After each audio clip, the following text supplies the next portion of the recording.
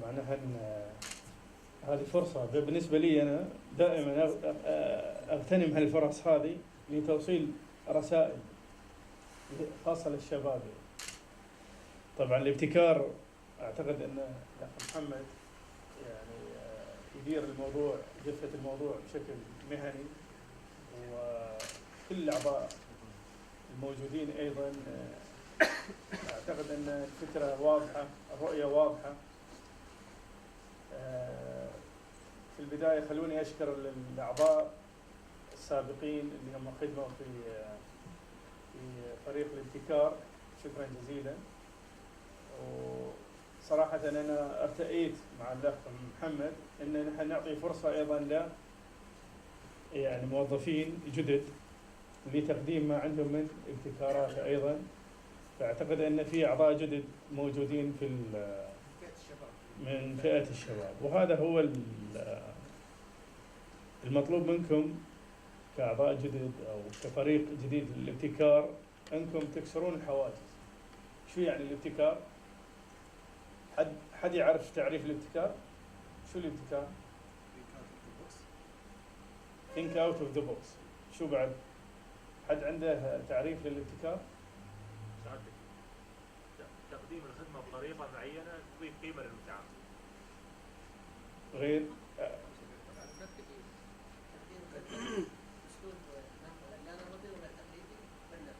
ايوه. اذا الابتكار انك انت قد يكون الخدمه موجوده وتقدم بطريقه.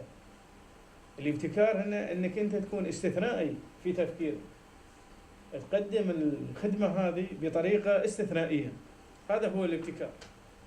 قد يكون فكره جديده مبتكره الفكره نفسها وتقدمها بطريقه، لكن ايضا الافكار او الاساليب، المنتجات، الخدمات القديمه قد تقدم باساليب ابتكاريه جديده. فالمطلوب منكم تكسرون الحواجز. انا ليش مع الاخ محمد قلنا نحن نجيب فئه الشباب؟ لان الشباب هم اللي عندهم الطاقه بعد فريش. ممكن ان، وهذا ايمان مني انا شخصيا صراحه والاخ محمد ايضا، ان فئه الشباب فئه معطاءه، ممكن انهم يقدمون كثير لوطنهم وللهيئه هيئتكم. لهذا السبب انا يعني اشكركم في البدايه على حضوركم، واثني على الجهد المبذول سابقا، وايضا انتظر الكثير من المشاريع الابتكاريه. بس انا ابغي اضيف نقطه واحده يا شباب، انه ممكن نحن يعني نحط لستة عريضة وطويلة من الأفكار الابتكارية ونصرف عليها، لكن في النهاية يجب أن تسأل سؤال: ما هي القيمة المضافة لكل مشروع؟ هل ممكن تطبيقه؟ ويجب تطبيقه، وعند تطبيقه ما هو الأثر على تطبيقه؟ هاي الأمور، المؤشرات والقياسات لازم تحطونها لما ترسمون أنتم شو الفريم ورك للمشاريع. يعني تدرس feasibility of your idea. هل هاي ممكن تطبيقها؟ كم بتكلف؟ مين الاودينس المستهدف؟ هل ممكن قياسها؟ المفروض ان هاي الاهداف تكون هي سمارت objectives. فابغيكم تكونون ساينتفك دائما، علميين في وضع المشاريع الابتكارية. أنا ما أعرف هل في الفريق السابق هل في شيء تانجبل؟ الأفكار هذه حطت على أرض الواقع وبنى شيء ممكن نلمسه؟ أكيد يعني في المشاريع اللي كانت مطروحة سابقا كانت 5 مشاريع من التحقيق عن بعد. في عندنا شو اسمه تقرير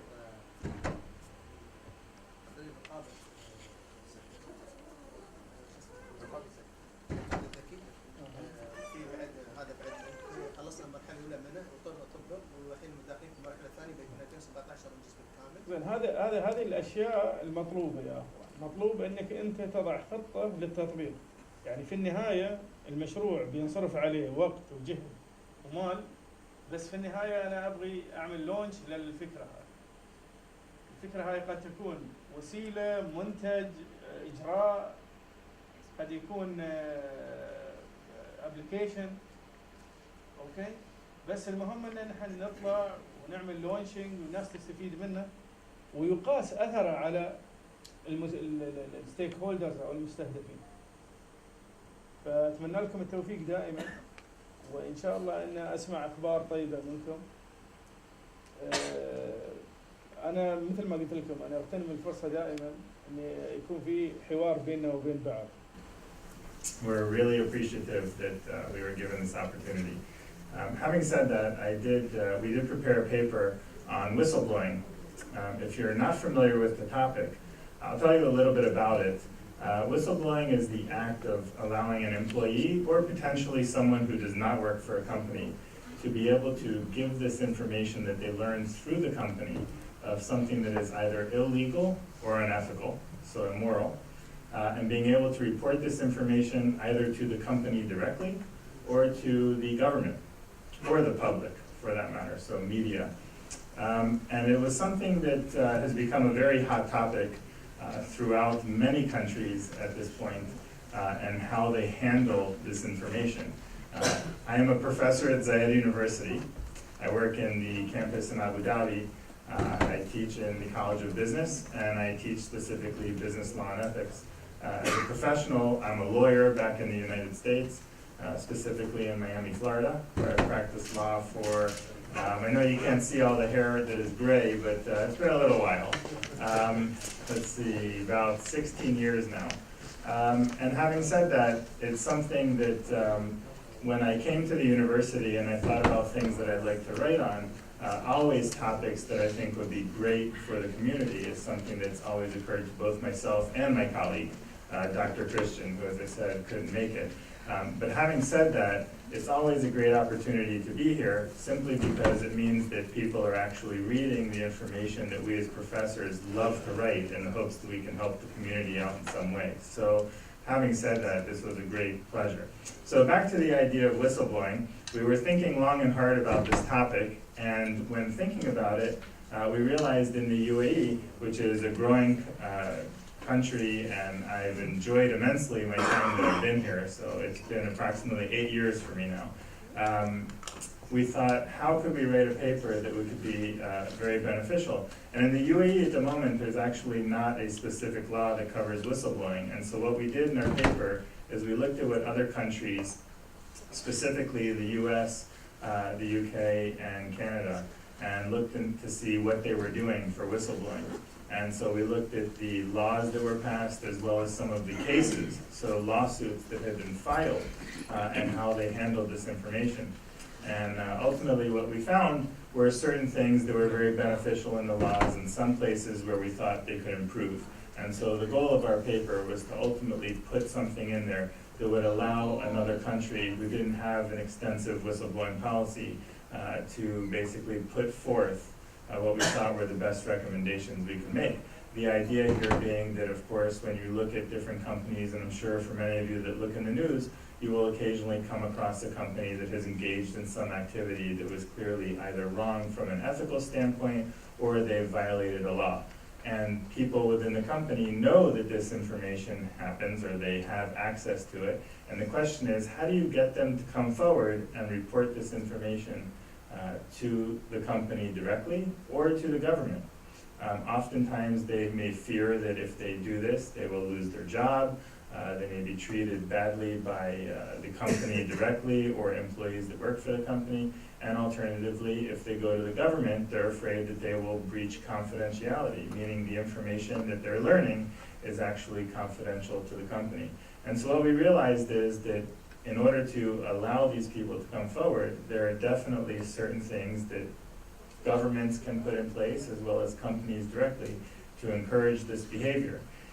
And so what we found was that certainly a law would potentially require that when an employee learns of this information, that they should be able to freely come forward within the company and tell them what they've learned. And the company should not take any negative action towards the employee, but actually consider what they're saying and hopefully fix the problem. Alternatively, that an employee should be able to go to a government authority and let them know as well what is actually happening in the company.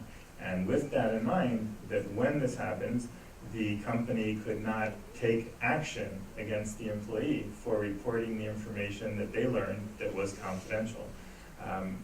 In the US and in Canada, they have actually passed laws that will allow these employees to reveal this information and breach confidentiality, but not actually be held responsible for the fact that they've breached it. If you look at many cases, and I love the topic, so I could sit here and talk to you about it all day. The reality is, I know we're limited in terms of time, so I'm trying to think of the best things that I'd want to tell you. But when you think of the topic in general, I'll give you a few pieces of information.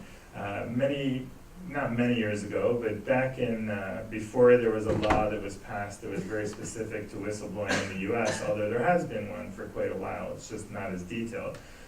When there was an issue with smoking in the US and they were trying to figure out how to handle it, there were actually people within the companies who knew just how harmful smoking was to people, and they were afraid to come forward. When somebody finally came forward, he was fired from his job, and then he was actually taken to court by the company to try to get him to pay them for the damage he caused by breaching confidentiality. With the laws that are in place now, this won't likely happen. So there's actually protections. And the benefit of being in a country where you're thinking about how best to obtain a law, or to make a law, is a great time when you're looking at what the best practices are, what some of the negative aspects that happen when a law gets passed. And that was ultimately the goal of our paper. And so at the end of our paper, we came up with very specific instances, or very specific ideas of what a good whistleblower policy should look like. And so when we thought of that, we said, okay, since we are in the UAE and it's very relevant here, just as it would be in many other parts of the world, we know that people are not always engaging in the best activities. What's the easiest way to get employees to come forward? Rewards was definitely something that has worked in the past in the US, where they have it. A great definition of a whistleblower policy, the encouragement by a company to allow them to come forward without knowing that they would be fired from their job or demoted or treated unfairly by coworkers. There is a law in Dubai, by the way. It's called the Dubai, it stands, the acronym is DESC, Dubai Economic Center, Security Center, and they actually do have something on whistleblowing. Again, it is a more limited policy, and the reality is that, when we thought of the paper and how best for a government to pass it, we thought a federal law would be the best way to handle it. And so those were the recommendations that we made, that of course there be some type of reward to encourage them to come forward. In addition to that, that no breach of confidentiality would be able to be handled, meaning that the law would actually say confidentiality breached for whistleblowing is okay. That you can't be fired from your job, and that of course if you make a false claim, you should also be prosecuted for that as well. So having said that, when we thought of, again, how best to have it here, you might be asking yourself, why would we say that an employee should go outside of a company when they report? And the reality is sometimes companies don't often take the employees seriously, and the idea of whistleblowing is that what it does is it legitimizes the employee who has a valid claim. I suppose at this point, because I'm not going to go into many details of all the examples that we've given, I would open it up to questions if there's a few minutes and you have any questions for me about the paper itself. I know it's a lot to take in a few minutes. It took us quite some time to write, and it was a very enjoyable experience for both of us. It was very interesting to read about the different laws that we did and see what countries were doing. And also just to see the crime that goes unreported in companies because people are afraid to come forward, and companies naturally don't want to come forward with the information. This is a very, very different topic and something very different for me as well, because it combines the elements of science and accounting/finance. And the idea was to bring these two elements together to implement the scheme within the UAE. I've prepared a brief presentation. I will not take a lot of time. I'll go through it quickly, not to bore you guys. Yeah. Something very new for me, something I was not familiar with, and the reason why I'm starting with this first slide is the UAE has a lot of great initiatives in place right now to combat climate change. What is climate change? Climate change is a result of an excess of these gases within the environment. I've put some of the gases up, like carbon dioxide, nitrous oxide, but for the purposes of academia, we only call it carbon dioxide. So the purpose, and you will see a lot of initiatives in the news right now with ministers like His Excellency Dr. Thani, the Minister of Climate Change, trying to combat an excess of this by introducing a lot of initiatives within the UAE. So you will hear about the UAE Vision 2021, you will hear about the green economy, and a lot of initiatives our WISE leadership is introducing in the UAE at the moment. But the thing is, despite all of these initiatives, these gases keep on increasing in the environment. As a result of which the temperature within the UAE keeps on going up. A few years ago, the temperature was somewhere around 30 degrees, 35 degrees, but now in the summer we can go up to 50 degrees. So the idea is, how do we bring this down, this temperature down, so that the UAE can meet its targets? Right, so this slide basically summarizes some of the sectors that are affected as a result of the climate change. As you can see, if the global temperature increases by up to overall 5 degrees, it will affect the food, water, ecosystems, extreme weather events, and risk of irreversible changes, which will make this planet uninhabitable for human beings. These are some of the countries within these graphs that you can see are contributing towards climate change. These are the biggest emitters of greenhouse gases, US being at the top, right? Now, as you can see from this graph and the slide, that there are 10 countries overall within the world that contribute to 60% of GHG emissions. This slide summarizes the greenhouse gas emissions for the UAE from 1994 to 2015. As you can see, there was a sharp increase in the carbon dioxide emissions, and there's a slight decline in 2015. But as my colleagues are researching right now, these gases are going to keep on increasing despite all the initiatives that are being introduced by our Vice Leadership, His Highness Sheikh Mohammed bin Rashid Al Maktoum. These are some of the initiatives that I have summarized over here.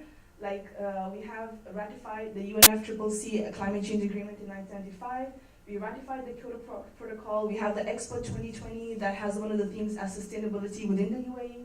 We have the UAE Vision 2021 at the core of which is combating climate change and sustainability.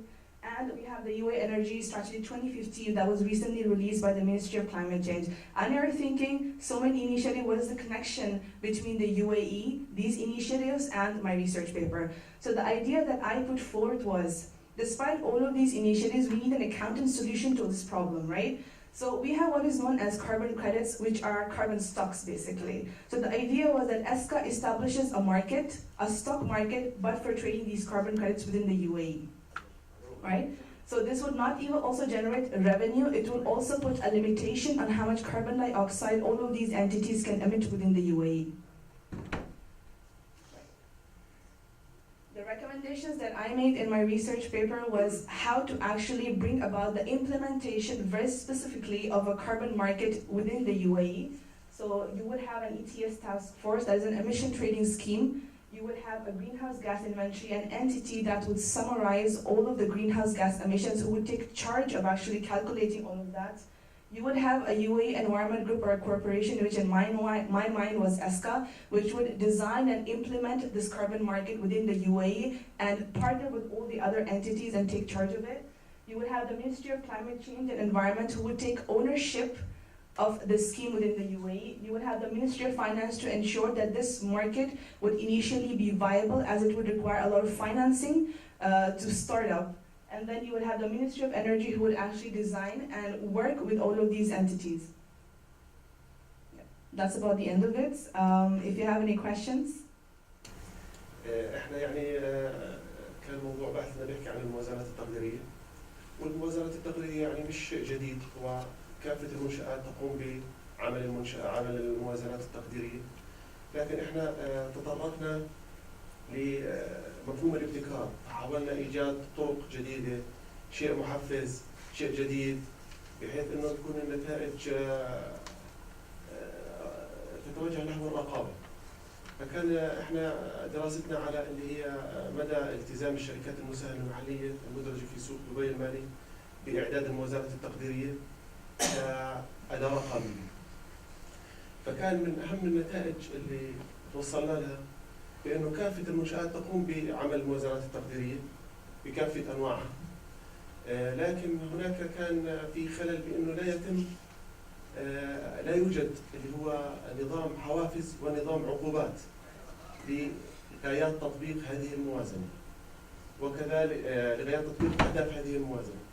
فكان يعني احنا أهم توصية والشيء الجديد هنا لغايات تطبيق هذا الكلام يعني بترتب على الهيئة هون العمل، كونه الهدف الرئيسي هو هدف رقابي. فإحنا نتمنى بأنه يتم من خلال إصدار لائحة معينة أو تنظيم معين لهذه المنشآت بإلزام، مش يعني ما بتيجي يعني ببند إلزام، بالتأكيد على هذه الشركات بإيجاد نظام العقوبات ونظام الحوافز لغايات الوصول للهدف المنشود. السلام عليكم.